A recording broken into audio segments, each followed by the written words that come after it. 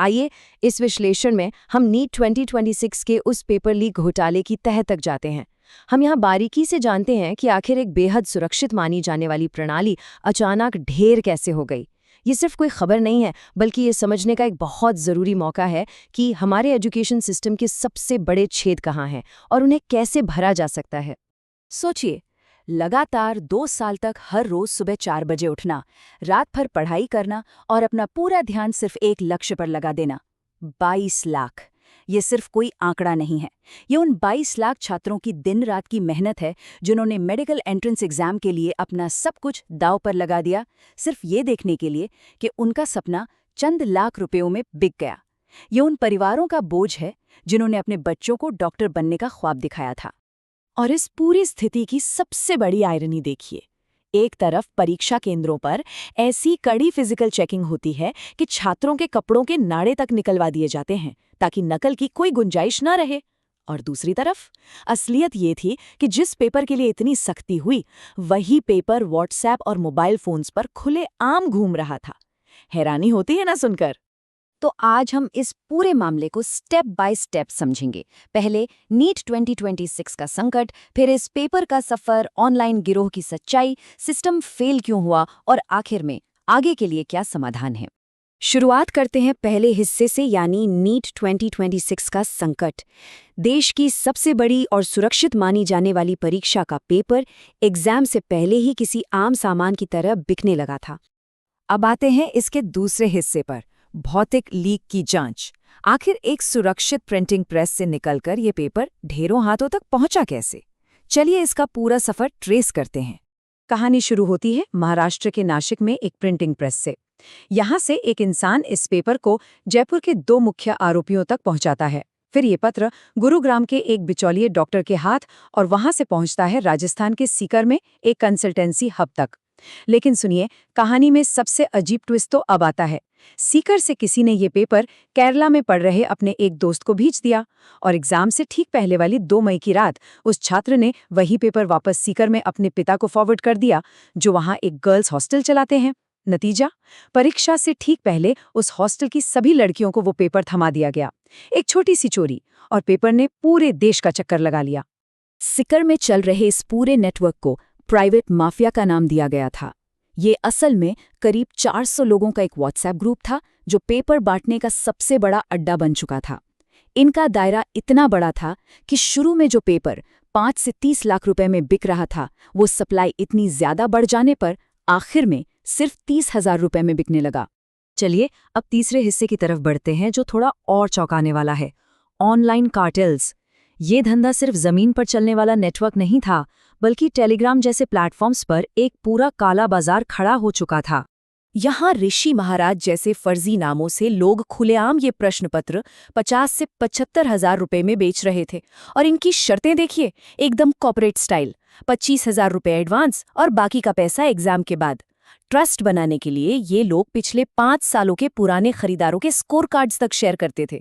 और इनका कॉन्फिडेंस तो देखिए, अगर एग्जाम में क्वेश्चंस नहीं आए तो 5 से 10 गुना पैसा रिफंड करने की गारंटी देते थे। पूरा का पूरा एक प्रोफेशनल इल्लीगल बिजनेस चल रहा था। पर ये गिरोह अंदर से कितने चतुर थे, इसका अंदाजा इस बात से लगाइए कि अगर किसी छात्र के पूरे 720 मार्क्स आ गए तो ऑब्वियसली एजेंसीज जांच शुरू कर देंगी। इस मॉनिटरिंग से बचने के लिए इनकी रणनीति क्या थी? इन्होंने जानबूझकर पेपर में सिर्फ 85 से 90% आंसर्स ही सही दिए। एकदम स्मार्ट मूव, ताकि सिस्टम की पकड़ में ही ना आए और किसी को इस घपले की भनक तक ना लगे। तो अब आते हैं इस विश्लेषण के चौथे हिस्से पर। आखिर सिस्टम फेल क्यों हुआ? एनटीए यानी नेशनल टेस्टिंग एजेंसी की ऐसी कौन सी खामियां थीं जिनसे इतने बड़े लीक का रास्ता खुल गया? देखिए, एजेंसी सारा काम खुद नहीं करती, वो प्राइवेट वेंडर्स पर बहुत ज़्यादा निर्भर है।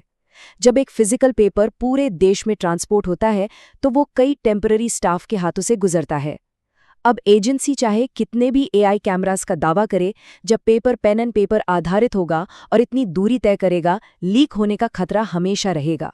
और सबसे बड़ी बात, इस पूरे सिस्टम को मैनेज करने के लिए जो इतना बड़ा फंड इकट्ठा होता है, उसका सही से इस्तेमाल ही नहीं हुआ। जरा इन आंकड़ों पर गौर कीजिए। पिछले 6 सालों में एग्जाम फीस के जरिए लगभग 3500 करोड़ रुपए इकट्ठा किए गए। ये कोई छोटी मोटी रकम नहीं है। लेकिन सच्चाई ये है कि इतनी बड़ी आमदनी के बाद भी एजेंसी ने अपनी इंटरनल सिक्योरिटी और तकनीक को मजबूत करने पर बहुत ही कम पैसा खर्च किया। ये एक ऐसा गैप है जिसे किसी भी कीमत पर नजरअंदाज नहीं किया जा सकता। अब चलते हैं 5वें और आखिरी हिस्से पर, भविष्य के समाधान। आखिर इस सिस्टम को ठीक कैसे किया जाए? सिर्फ बार बार एग्जाम्स कैंसिल करने से हमारे देश के नौजवानों की मेहनत और उनकी मेंटल हेल्थ के साथ खिलवाड़ ही तो हो रहा है ना। सबसे पहले तो हमें इस असुरक्षित फिजिकल पेपर सिस्टम को पीछे छोड़ना ही होगा। इसकी जगह जेईई एग्जाम्स की तरह बिल्कुल सुरक्षित और एन्क्रिप्टेड कंप्यूटर बेस्ड टेस्ट लागू करने का वक्त आ गया है। सोचिए, एक ऐसी डिजिटल प्रणाली जहां पेपर सर्वर पर पूरी तरह लॉक्ड हो और परीक्षा शुरू होने से ठीक पहले टेस्ट सेंटर पर ही डिक्रिप्ट हो। इससे कागज को ट्रकों में यहां से वहां भेजने का झमेला ही पूरी तरह खत्म हो जाएगा। इस व्यवस्था को बदलने के लिए 3 कदम सबसे जरूरी हैं। पहला, एन्क्रिप्टेड सर्वर्स के जरिए फिजिकल ट्रांसपोर्ट बिल्कुल खत्म करना। दूसरा, एग्जाम के दौरान नेशनल सिक्योरिटी लेवल की कड़ी निगरानी रखना। और तीसरा, सबसे बड़ा कदम, उस डिमांड को रोकना जिसके कारण ये पूरा माफिया बनता है। बच्चों पर टॉप आने का जो जबरदस्त दबाव होता है ना, वही इस भ्रष्टाचार की आग में घी का काम करता है। और बाकी देशों से हम बहुत कुछ सीख सकते हैं जो ऐसी परीक्षाओं को राष्ट्रीय सुरक्षा से जोड़कर देखते हैं। चाइना के गाओकाओ एग्जाम को ही ले लीजिए, जहां 1.3 करोड़ बच्चे हिस्सा लेते हैं। वहां ड्रोन और एआई की मदद से ऐसी निगरानी होती है कि स्ट्रीट्स तक क्लियर करवा दी जाती हैं। साउथ कोरिया तो एक लेवल और आगे है। एग्जाम के दिन वो फ्लाइट्स तक उड़ने नहीं देते, यहां तक कि स्टॉक मार्केट का समय बदल देते हैं ताकि शांति बनी रहे। इसे कहते हैं एजुकेशन और एग्जाम्स को सीरियसली लेना। अगर हमारी शिक्षा प्रणाली में ही इतने छेद हैं, तो असल में हम अपने ही भविष्य को धोखा दे रहे हैं। हमारे देश के सबसे ब्राइट माइंड्स इसी वजह से देश से बाहर जाने को मजबूर हो जाते हैं। हमारी सबसे बड़ी ताकत हमारी युवा हैं। देखिए, अगर सेंटर पर लेट पहुंचने वाले छात्र के लिए रूल्स इतने स्ट्रिक्ट हैं, तो इस सिस्टम को चलाने वाले अधिकारियों की भी तो वैसी ही स्ट्रिक्ट जवाबदेही तय होनी चाहिए। अंत में इस विश्लेषण को खत्म करते हुए एक बहुत ही अहम सवाल, क्या अब वक्त नहीं आ गया है कि सभी राष्ट्रीय परीक्षाओं में पेन और पेपर का तरीका पूरी तरह त्याग दिया जाए? क्या हमें अब पूरी तरह से डिजिटल टेस्टिंग पर शिफ्ट हो जाना चाहिए? इस पर विचार जरूर कीजिएगा। इस विश्लेषण में हमारे साथ जुड़े रहने के लिए बहुत बहुत शुक्रिया। मिलते हैं आगे किसी और अहम मुद्दे के नए पहलुओं के साथ।